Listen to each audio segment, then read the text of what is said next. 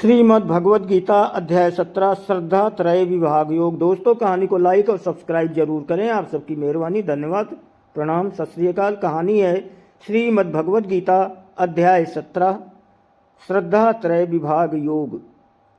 गीता से अर्जुन बोले, हे कृष्ण, जो श्रद्धा युक्त पुरुष शास्त्र विधि को त्याग कर देवता आदि का पूजन करते हैं, उनकी स्थिति फिर कौन सी है? सात्विकी है अथवा राजसी किंवा तापसी?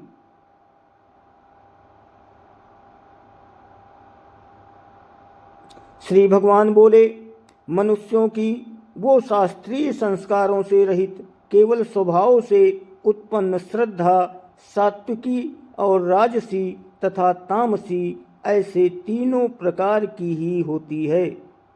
उसको तू मुझसे सुन। हे भारतवर्ष, सभी मनुष्यों की श्रद्धा उनके अंतःकरण के अनुरूप होती है। ये पुरुष श्रद्धामय है, इसलिए जो पुरुष जैसी श्रद्धा वाला है वो स्वयं भी वही है। सात्विक पुरुष देवों को पूजते हैं, राजस पुरुष यक्ष और राक्षसों को पूजते हैं तथा अन्य जो तामसी पुरुष हैं वो प्रेत और भूत गणों को पूजते हैं।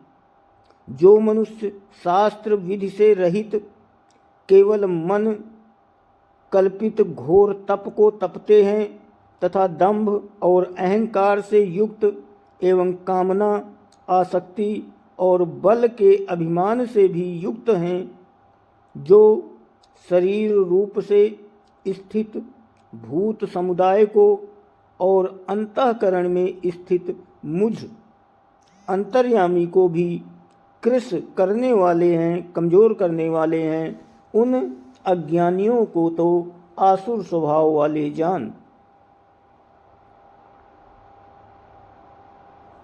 भोजन भी सबको अपनी अपनी प्रकृति के अनुसार 3 प्रकार का प्रिय होता है, और वैसे ही यज्ञ, तप और दान भी 3 प्रकार के होते हैं। उनके इस पृथक पृथक भेद को तू मुझसे सुन। ये 2 से 7वें श्लोक तक का अर्थ है। 17वां अध्याय गीता। आयु, बुद्धि, बल, आरोग्य, सुख और प्रीति को बढ़ाने वाले, रसयुक्त, चिकने और स्थिर रहने वाले तथा स्वभाव से ही मन को प्रिय ऐसे आहार सात्विक पुरुष को प्रिय होते हैं।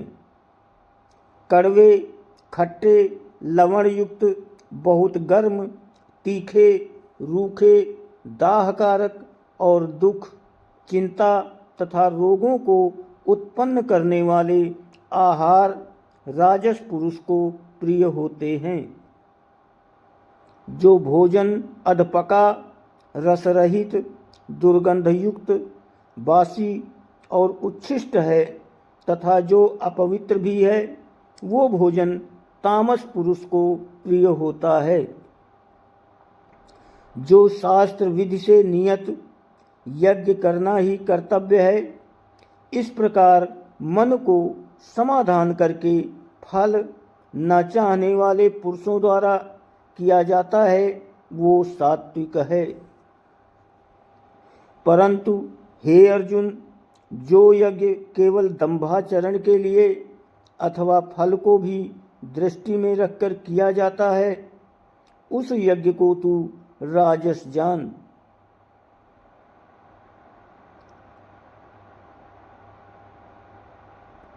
शास्त्र विधि से ही हीन, अन्न दान से रहित, बिना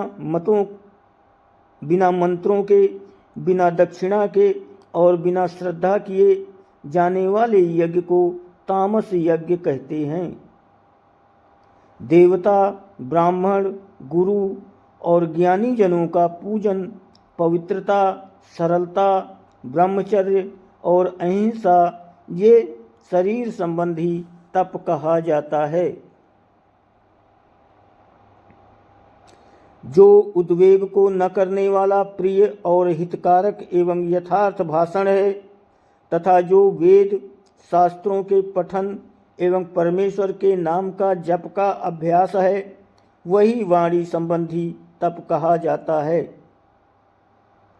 मन की प्रसन्नता, शांत भाव, भगवत चिंतन करने का स्वभाव, मन का निग्रह और अंतःकरण की पवित्रता, इस प्रकार ये मन संबंधी तप कहा जाता है।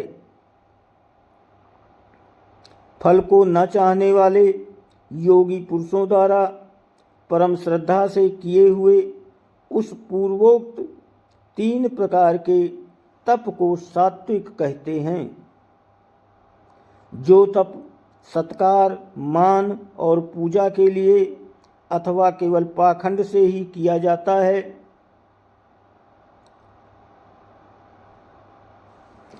वो अनिश्चित एवं क्षणिक फल वाला तप यहाँ राजस कहा गया है।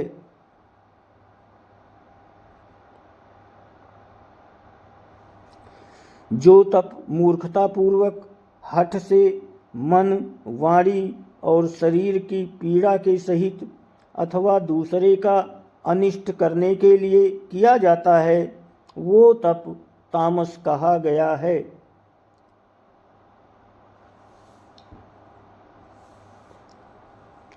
दान देना ही कर्तव्य है, ऐसे भाव से जो दान देश, काल और पात्र के प्राप्त होने पर उपकार न करने वाले के प्रति दिया जाता है, वो दान सात्विक कहा गया है। किंतु जो दान क्लेश पूर्वक तथा प्रति उपकार के प्रयोजन से अथवा फल को दृष्टि में रखकर किया जाता है, वो दान राजस कहा गया है।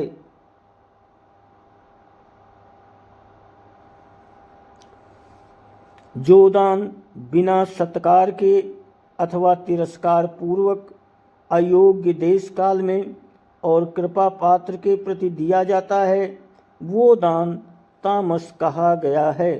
दोस्तों, ये 8वें श्लोक से 22वें श्लोक तक का अर्थ है। 17वां अध्याय गीता श्रद्धात्रय विभाग युक्त। ओम तत्सत। और वो 3 प्रकार का सच्चिदानंद घन ब्रह्म का नाम कहा है। उसी से सृष्टि के आदि काल में ब्राह्मण और वेद तथा यज्ञ आदि रचे गए। इसलिए वेद मंत्रों का उच्चारण करने वाले श्रेष्ठ पुरुषों की शास्त्र विधि से नियत यज्ञ, दान और तप रूप क्रियाएं सदा ओम इस परमात्मा के नाम को उच्चारण करके ही आरंभ होती है। तत् नाम से कहे जाने वाले परमात्मा का ही ये सब है। इस भाव से फल को न चाहकर नाना प्रकार की यज्ञ, तप रूप क्रियाएं तथा दान रूप क्रियाएं कल्याण की इच्छा वाले पुरुषों द्वारा की जाती हैं।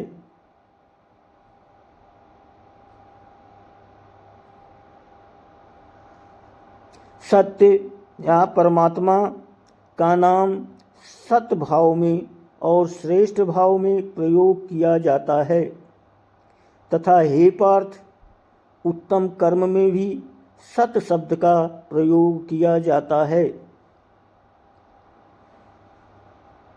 तथा यज्ञ, तप और दान में जो स्थिति है वो भी सत इस प्रकार कही जाती है और उस परमात्मा के लिए किया हुआ कर्म निश्चय पूर्वक सत ऐसे कहा जाता है। हे अर्जुन, बिना श्रद्धा के किया हुआ हवन, दिया हुआ दान एवं तपा हुआ तप और जो कुछ भी किया हुआ कर्म है वो समस्त सत इस प्रकार कहा जाता है। इसलिए वो ना तो इस लोक में लाभदायक है और न मरने के बाद ही। ये 23वें श्लोक से 28वें श्लोक अध्याय के आखिर तक का अर्थ है। गीता से 17वां अध्याय।